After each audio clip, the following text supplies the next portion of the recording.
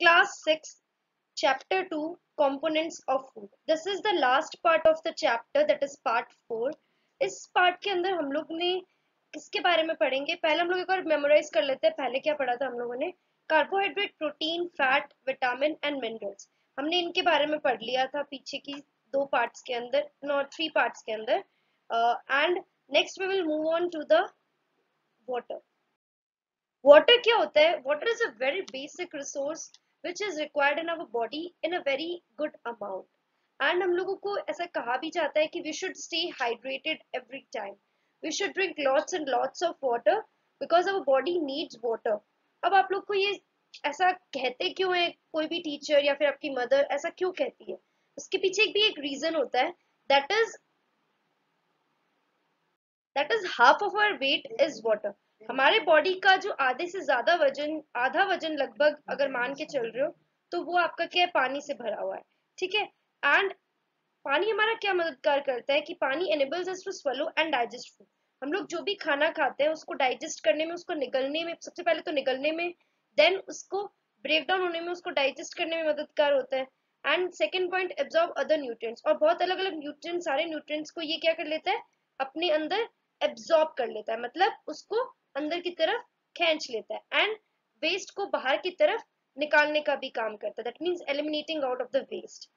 Third is the typical suggestion is we must drink 6 to 8 glasses of water every day. एक typical suggestion किया जाता है, मतलब कि आपको कहा जाता है कि आपको दिन के अंदर 6 से 8 ग्लास पानी जरूर पीना चाहिए। अगर आप नीचे डायग्राम में देख रहे हो तो यू कैन इजीली सी कि मैंने जो कहा कि 72% आपका क्या है? पानी है। मतलब आधे से ज्यादा आपका पानी है। ठीक है।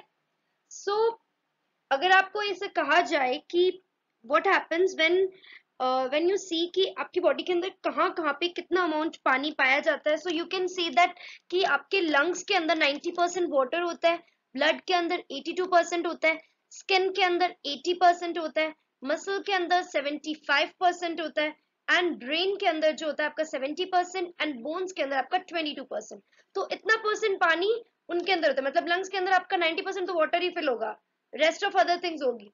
एंड वैसे ही ब्लड के अंदर 82% वाटर होगा, रेस्ट ऑफ अदर जो ब्लड कोएगुलेशन के प्रोडक्ट सारे, ब्लड कंपोनेंट सारे उसके अंदर होंगे।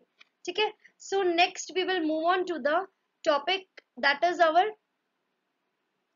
roughage. Roughage क्या करता है? Does not provide any nutrient to our body, but it is an essential ingredient of our food as it helps our body to get rid of undigested food.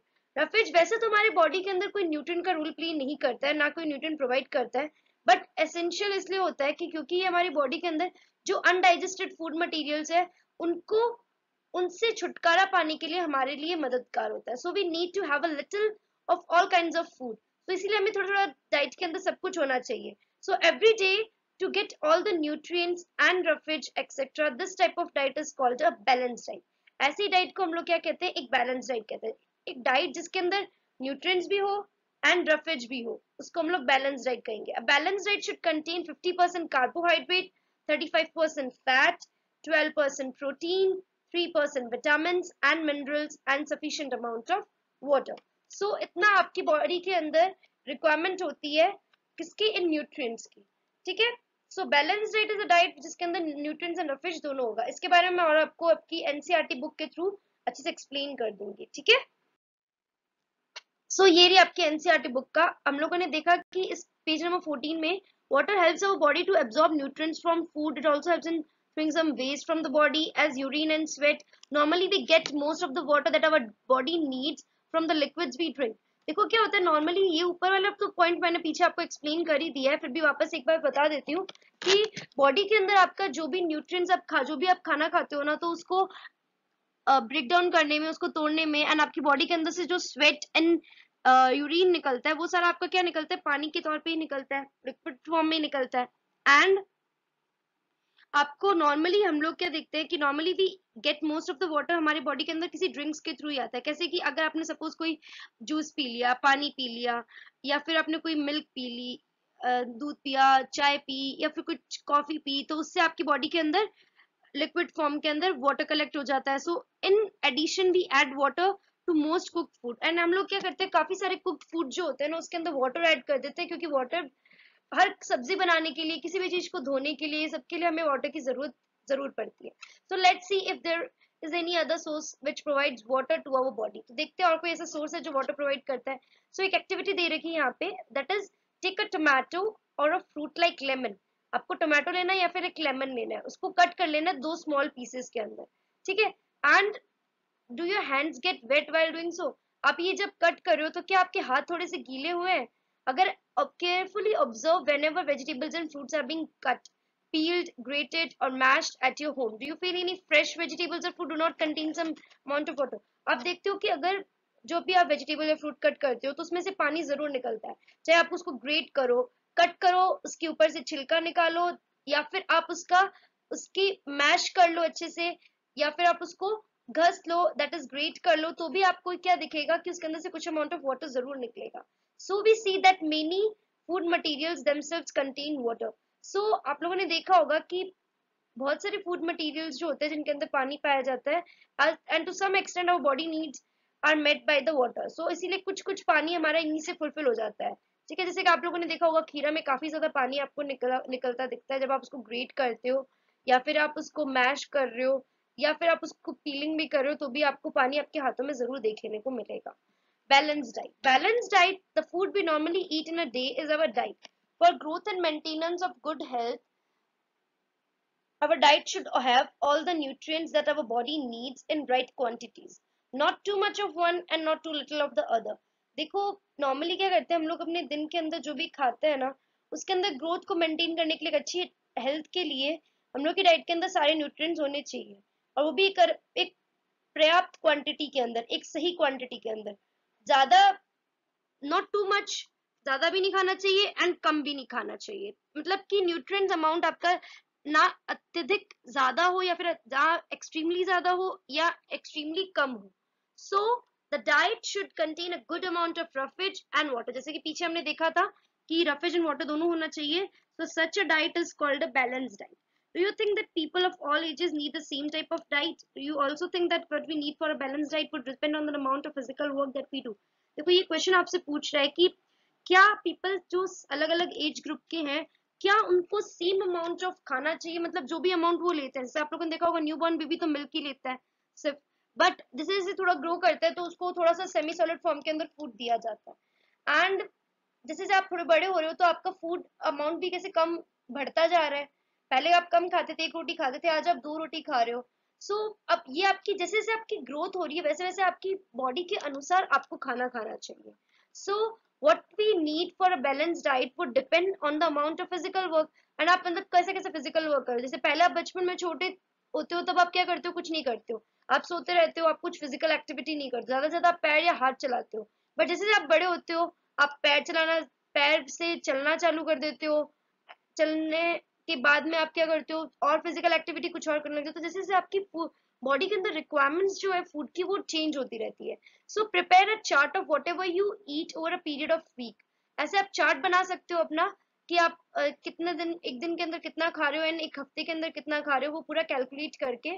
So check whether all the nutrients mentioned are present. एंड फिर आप देखो कि क्या उसके अंदर carbohydrate, protein, fat, vitamin सब present है या नहीं है, और अगर आपने पूरा डाइट के अंदर उसको प्रॉपर्ली अमाउंट में लिया है या नहीं लिया है.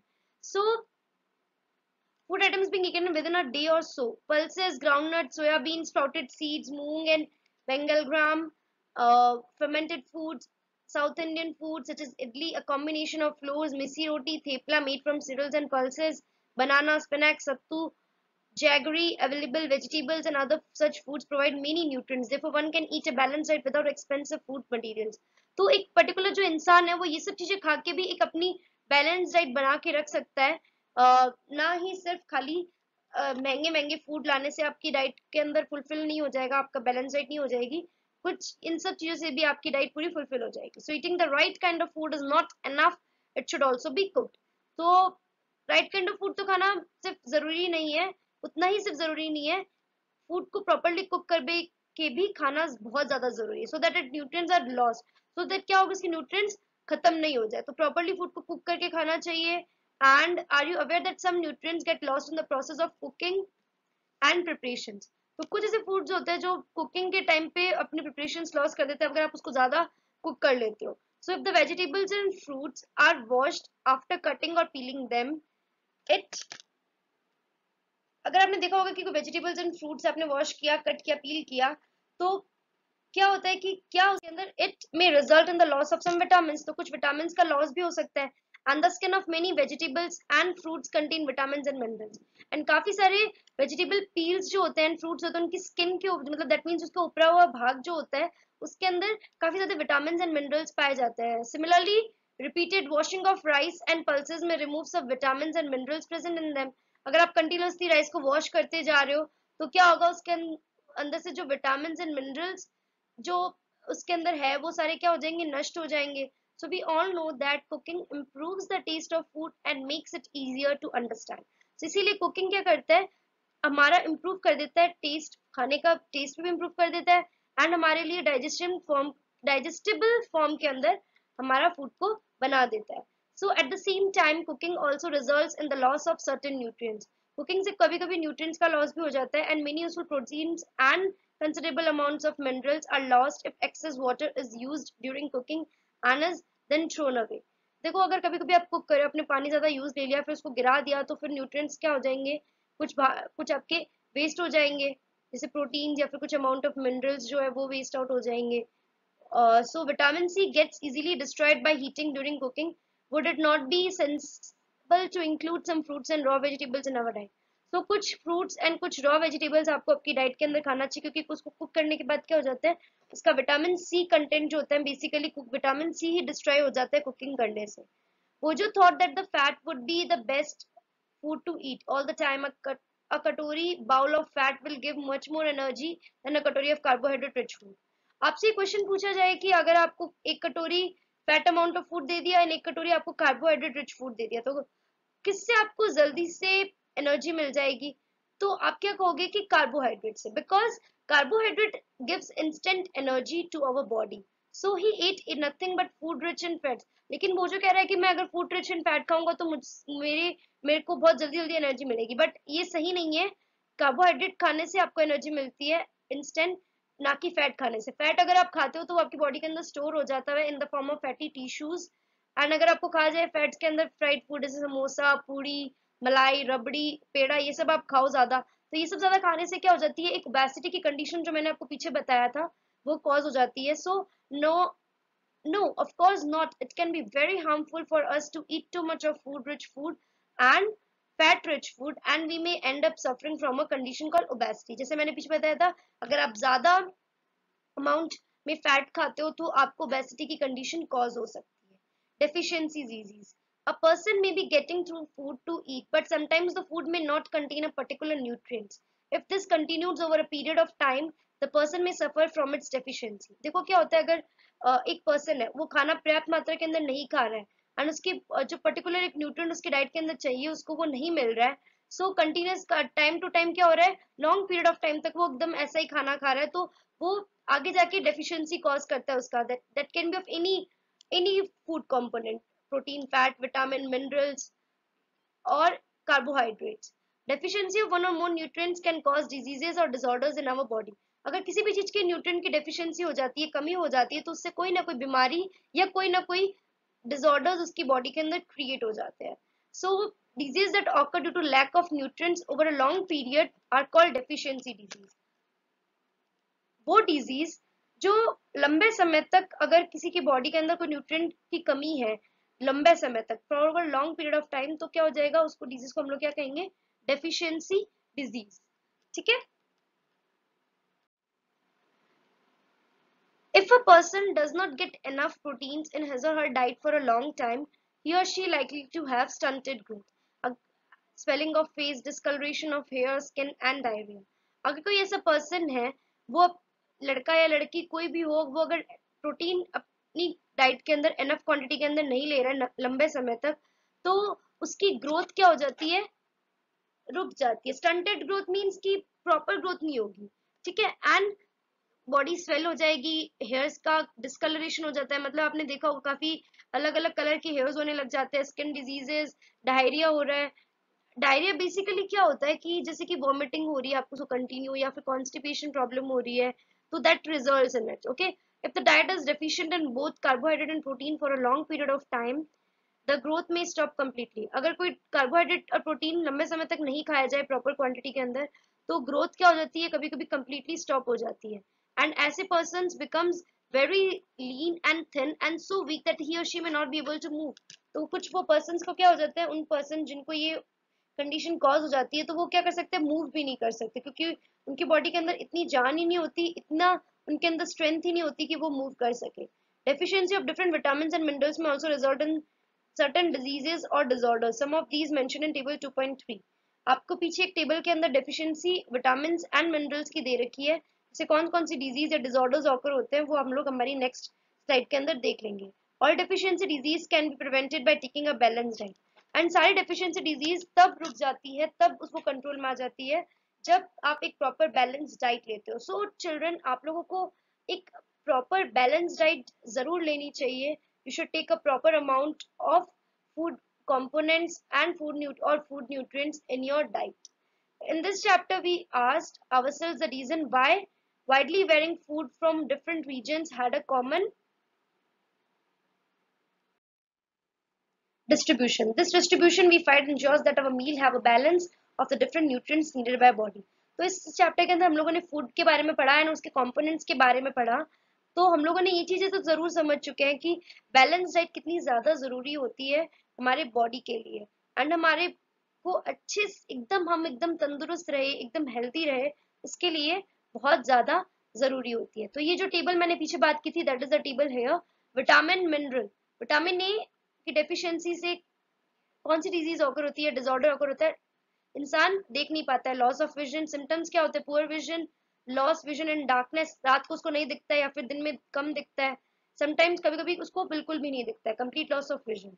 Vitamin B 1 beri beri disease नामक डिजीज होती है जो ये ऑकर होती है, इसकी डेफिशिएंसी से weak muscles and very little energy to work, muscles weak हो जाते हैं एंड बहुत कम एनर्जी रहती है काम करने के लिए। विटामिन सी, स्कर्वी डिजीज होती है विटामिन सी की कमी से, ब्लीडिंग गम्स, गम से अचानक से खून निकलना चालू हो जाता है, wounds take longer time to heal, और जो उनको चोट लगी है वो लंबे समय ले लेती है ठीक होने में।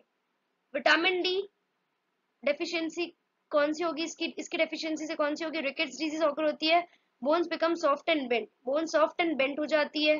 Calcium, bone and tooth decay हो जाता है, इससे मतलब कि आपका जो बोन्स है एंड टूथ है उसमें कुछ ना कुछ आपको खराबी आने दिखने लग जाती है, जैसे कि क्या हो जाएंगे, टूथ खराब हो जाएंगे या फिर बोन खराब हो जाएगा। वीक बोन्स, टूथ डिके, ये इसके सिम्टम्स होते हैं, ठीक है।